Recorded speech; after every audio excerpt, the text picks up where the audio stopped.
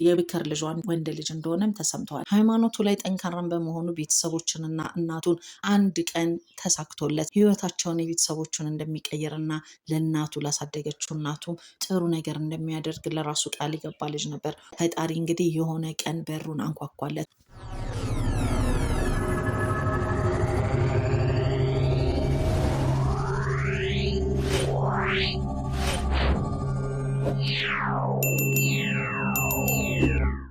ሰላም እንዴት ናችሁ ውድ ቤተሰቦቼ? ዛሬም በአዲስ ቪዲዮ ተከስቻለሁ። ይህንን ቻናል ለምታዩ ለምታበረታቱኝ፣ ላይክ ለምታደርጉ እንዲሁም ደግሞ ሰብስክራይብ ለምታደርጉኝ ሁሉ በጣም እጅግ አድርጌ ከልብ አመሰግናለሁ።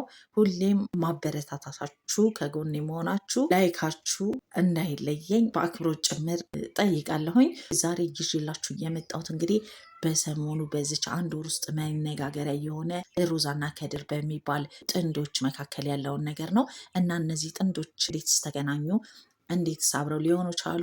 ሮዛስ ኬት ነው የመጣችው? እንዴት ነበረች? የሚለውን ሙሉ መረጃ የደረሰኝን ወደ እናንተ ይዤላችሁ መጥቻለሁ። ይህንን ቪዲዮ ይዤላችሁ ስመጣ እንግዲህ ፍቅርን እድሜ እንደማይገድበውና ማንኛውም ሴትም ታላቅ ብትሆን ከታናሿ ጋር ፍቅር መስርታ የትዳር ህይወቷን መመስረት እንደምችል ብዙዎቻችን ትምህርት እንዲሆነን እና ለሴት እህቶቻችን ደግሞ ሙሉ ኮንፊደንስ እንዲኖራቸው የሚያበረታታ ቪዲዮ ነው ብዬ ስላሰብኩኝ ሙሉ ታሪካቸው ሲደርሰኝ ላጋራችሁ ብዬ ወደ እናንተ ይዤ ብቅ ብያለሁ። ቪዲዮን እስከ መጨረሻው ድረስ ተከታተሉ። ሮዛ በወጣትነት እድሜዋ ሀገረ አሜሪካ ተሰዳ ብዙ ዓመታትን የኖረች ወጣት ነበረች። ከድሬዳዋ ከተማ ነበረ አሜሪካ ሚኒሶታ ከተማ ያቀናችውና በሚኒሶታ ብዙ ዓመታትን የፈጀች እና ብዙ እድሜዋን የኖረች እንስት ናት። አሜሪካን ሀገር በቆየችበትም ጊዜ 2 ልጆች እንዳሏት ተሰምተዋል። የብከር ልጇን ወንድ ልጅ እንደሆነም ተሰምተዋል። እና ሮዛ በዚህ አጋጣሚ በሆነ ጊዜ ወደ ኢትዮጵያ በተመለሰችበት ሰዓት ከዛሬ 1 ወር በፊት እንግዲህ ከከድር ጋር ትተዋወቃለች። ከድር የ24 ዓመት ወጣት ልጅ ሲሆን ቤተሰቦቹ ዝቅተኛ ፋሚሊ ውስጥ ያሉ ድሬዳዋ ተወልዶ ያደገ ወጣት ነው። 2 ወንድሞች እንዳሉት ይነገራል። የወጣትነት ጊዜውንና ትምህርቱን የተማረው በድሬዳዋ በሃይስኩል ተምሮ ከሃይስኩልም በኋላ ወደ ሚሊሺያ አገሩን ለማገልገል እንደገባና ሚሊሺያ በማገልገል እንደቆየ ይነገራል።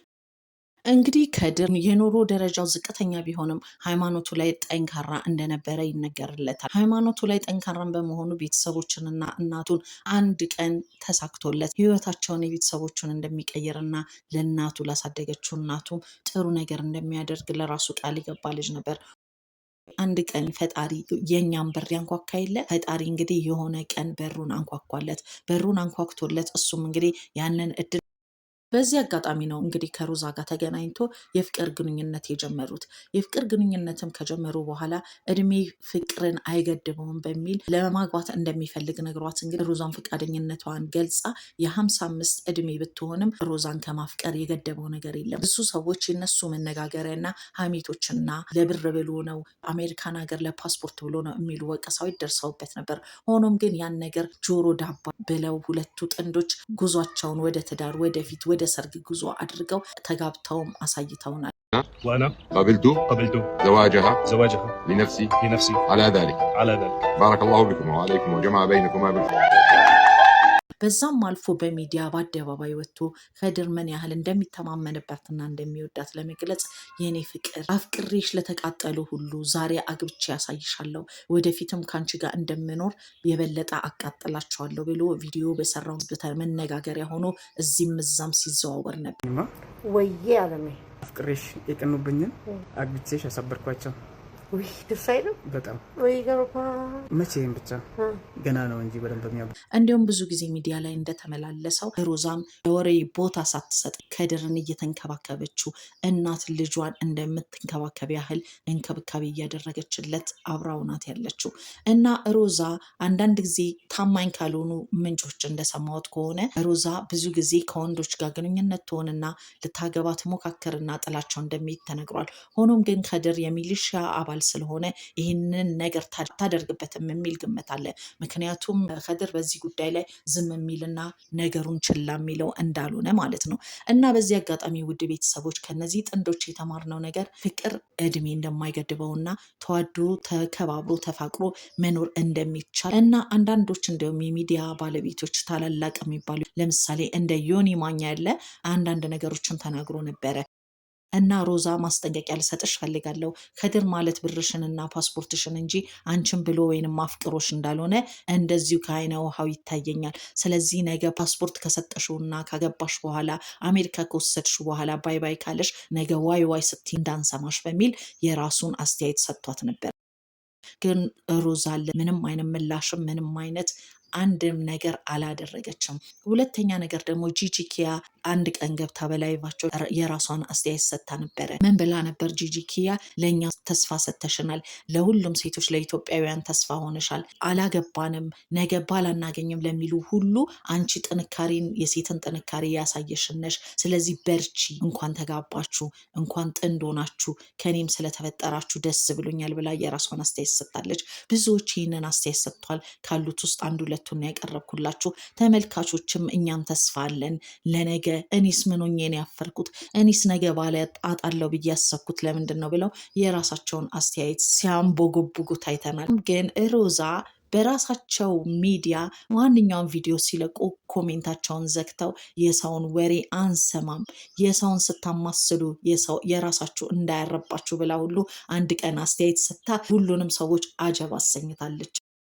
ከድር ብዙ ወጣቶች ሊማሩ የሚገባው ነገር አለ። ከድር እንግዲህ ሮዛን እንዳገባት በሚዲያ ላይ ወጥቶ ምንም አይነት የመሰላቸት ምንም አይነት የመደበር ምንም አይነት ፊቱን የማስጠላት ነገር ሳያሳይ ደስ እንዳለውና በሳቅና በፈገግታ እየሳማት ለሚዲያ ይዟት የቀረበው በሙሉ ኮንፊደንስ ብዙ ሰው በዚህ አድራጎቱ ሳይገረምበት አልቀረም።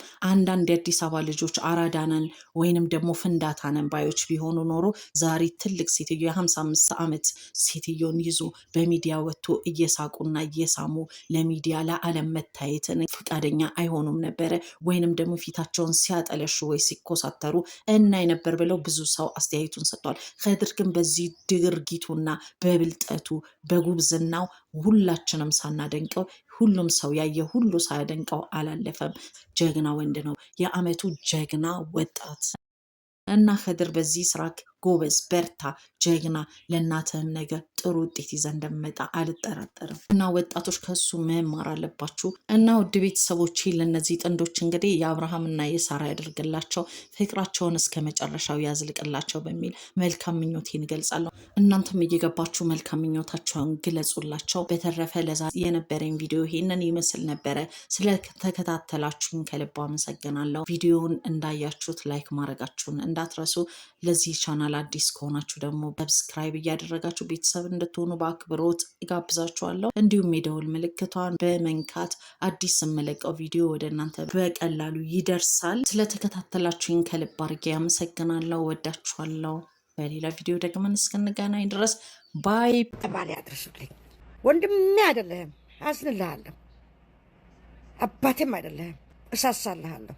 እናቴም አይደለህም፣ እታመምልሃለሁ።